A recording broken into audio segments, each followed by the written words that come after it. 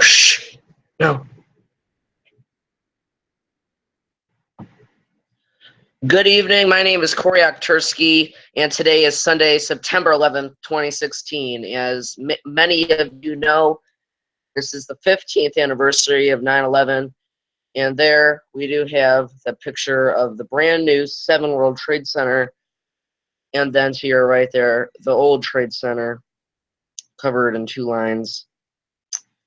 Go ahead and get you caught up on what's going around country tonight, this evening. We're watching thunderstorms from North Carolina up to Utah and Colorado. And then we have snowy conditions in Montana, where they're currently winter weather advisories. Pretty crazy up there in the mountains. We have also rainy conditions in parts of Montana as well. Some severe weather is possible later this evening into early and late tonight in northern North Dakota. And we have dry air for much of the country from Nebraska all the way to Long Island. Moving on now. I want to catch you up on what's going on. Tropics. Also 9/11 and the weather.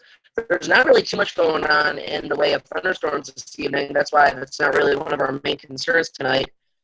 But we do have a few things popping up on the radar that are currently severe warned. We'll get you caught up on those a little bit later in the show.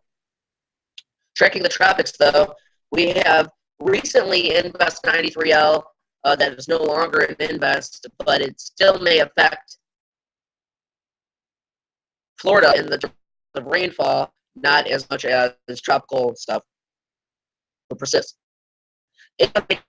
Before Typhoon Marinty, Tropical Storm Orlean, but I want to take you back to formally 93L. That is a 10% chance of developing, and then we're watching 94L that may even be a Category 3 to 4 hurricane. A few of the models are taking that 80% according to the National Hurricane Center.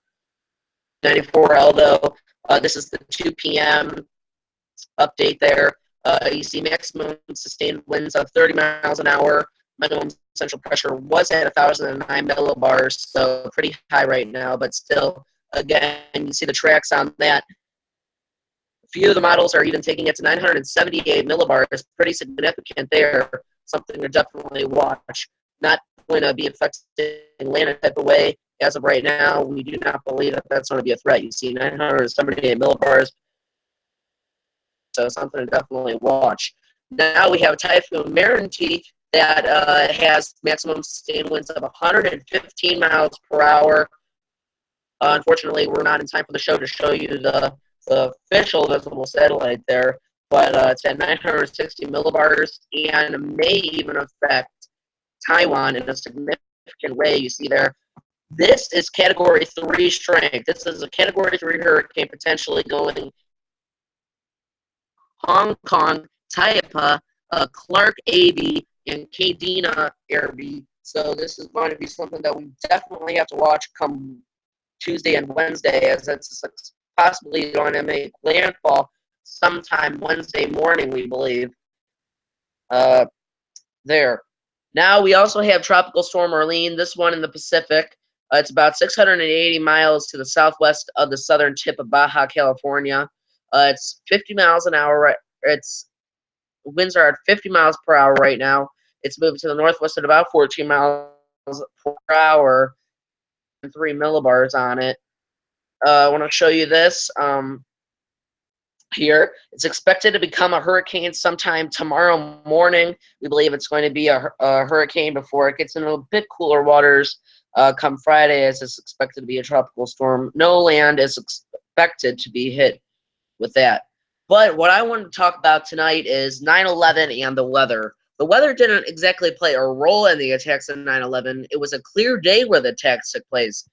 You see here a bunch of clear skies, maybe a little bit of cirrus clouds up in Massachusetts, northwestern Massachusetts. But we had Hurricane Aaron. But the question, what if Aaron had hit New York City? What if New York was in the path of this? What if Boston, where the most of the hijacked planes took off at?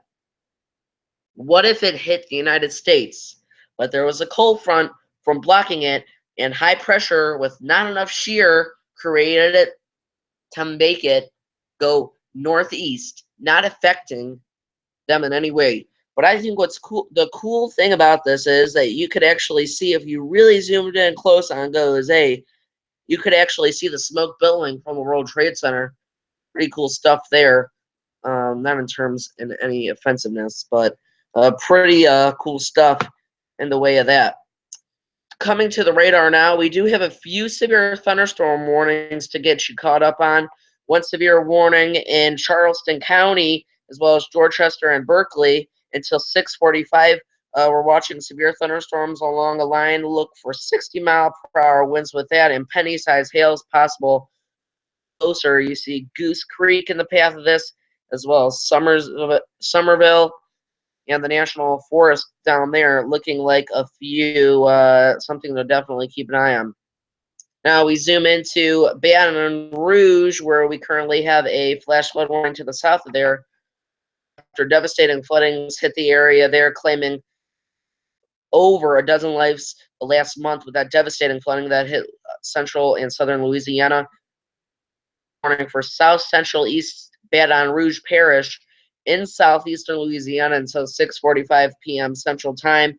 Baton Rouge, as well as Oak Hills and Old Jefferson, also included in that. You see this line of showers and thunderstorms that are existing from really Fayetteville all the way down to Lafayette, Louisiana, where we're watching those along the stationary and cold front that we were actually talking about last night. We had we actually did have a lot of reports of wind damage. We'll show you those sometime, maybe tomorrow. By the way, this is our last episode of on Google Hang or on Google Plus. We will still be bringing you coverage, but I think you could actually tune in and ask questions on YouTube Live. That'll air tomorrow again at 6:00 p.m. You see Albuquerque about to get hit with a few showers. This is all monsoon type weather. Nothing really concerning to me about that. We zoom in now into Yosemite National Park. Showers and thunderstorms in that area as well. Want to take you now into North Dakota. Them in severe risk for really, as well as Rolla, Belmar, Kramer, Boundary Butte, and St. John. Not really seeing anything on the radar yet, but it's expected to definitely a little bit more active here come in the next few hours. There you see a few showers coming in Butte right now. Something to definitely watch come later this evening, as we may get actually a threat for severe weather. Something to definitely keep an eye on. So that rounds up our show tonight. Thank you very much for joining me. Corey O here, Weather Hangouts on this special edition. It's September 11th. If you know anybody, remember, use the hashtag NeverForget, Twitter, as well. Tweet us, WHTV. Join us tomorrow on YouTube Live as we start a new future. In our official episode, it's going to be totally different than this.